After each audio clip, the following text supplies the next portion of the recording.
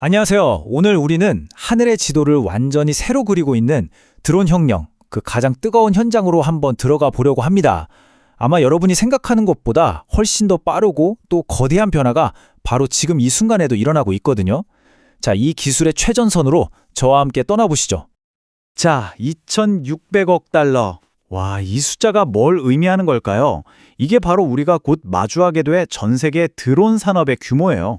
그냥 단순한 전망치가 아니고요.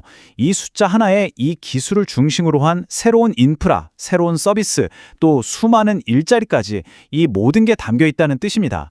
지금 엄청난 돈과 기대가 바로 여기 드론에 쏠리고 있는 거죠.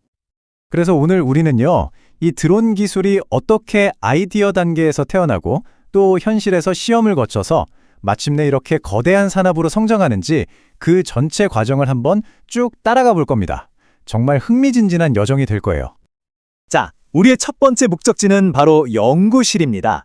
모든 미래는 바로 이곳, 수많은 연구 논문 속에서 조용히 시작되거든요. 가장 혁신적인 아이디어들이 지금 막 태어나고 있는 그 현장으로 한번 들어가 보시죠. 요즘 드론이 얼마나 똑똑해지고 있는지 보여주는 정말 놀라운 예시들인데요. AI 덕분에 이제 드론은 사람이 조종하지 않아도 빽빽한 숲을 알아서 피해가고요. 여러 대가 마치 한 몸처럼 움직이면서 에너지를 아끼는 방식으로 비행합니다.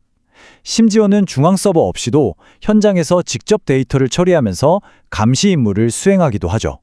이 모든 기술의 핵심은 바로 완벽한 자율성입니다.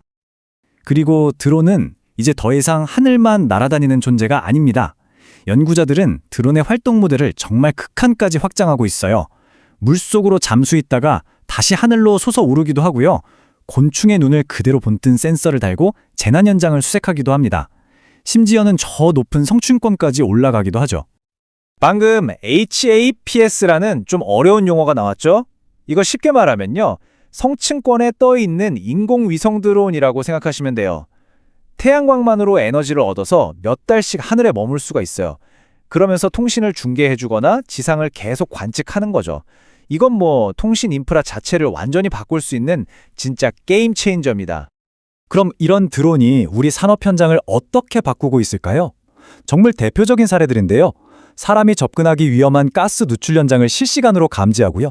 사람 눈으로는 볼 수 없는 특수한 빛까지 감지하는 AI 카메라로 농작물이 병들었는지 미리 알아냅니다. 심지어 해킹이 불가능한 블록체인 기술로 배송의 안전을 지키고 미래 도시의 하늘길, 즉 에어택시 교통을 통제하는 시스템까지 개발되고 있다니까요. 자, 그럼 이제 연구실에서 나와서 실제 세상으로 한번 가보겠습니다. 방금 우리가 봤던 그 놀라운 기술들이 현실에서는 과연 어떻게 그 능력을 증명해 보이고 있는지 직접 한번 확인해 보시죠. 이게 바로 기술의 양면성을 정말 극명하게 보여주는 장면이죠. 보세요. 한쪽 하늘에선 드론이 사람을 구하고 물건을 나르면서 우리 삶을 더 좁게 만들고 있어요. 그런데 바로 그 다른 쪽 하늘에서는요, 이게 무기가 돼서 전쟁의 판도를 바꾸고 있습니다. 정말 똑같은 기술인데 어떻게 쓰이느냐에 따라서 그 결과가 이렇게나 달라지는 겁니다. 뭐 거대한 산업 얘기, 군사 기술 얘기 이런 걸 들으니까 조금 멀게 느껴지실 수도 있을 것 같아요. 그래서 진짜 중요한 질문은 이겁니다. 이 기술이 과연 나의 일상으로, 바로 여러분의 삶 속으로 어떻게 들어오고 있느냐 하는 점이죠. 예를 들면 바로 이런 겁니다. 우리나라의 한 아파트 단지에서는요, 이미 이런 드론 하이브라는 걸 만들어서 각 동으로 택배를 배송하는 서비스를 운영하고 있어요.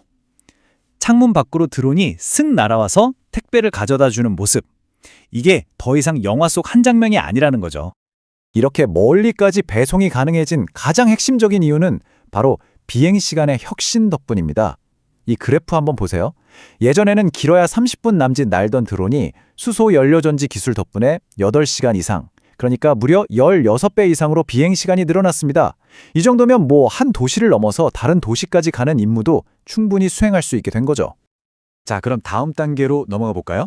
이렇게 놀라운 기술들이 과연 어떻게 수천억 달러 규모의 거대한 글로벌 비즈니스로 커지고 있는지 그 치열한 비즈니스 현장을 한번 들여다보겠습니다.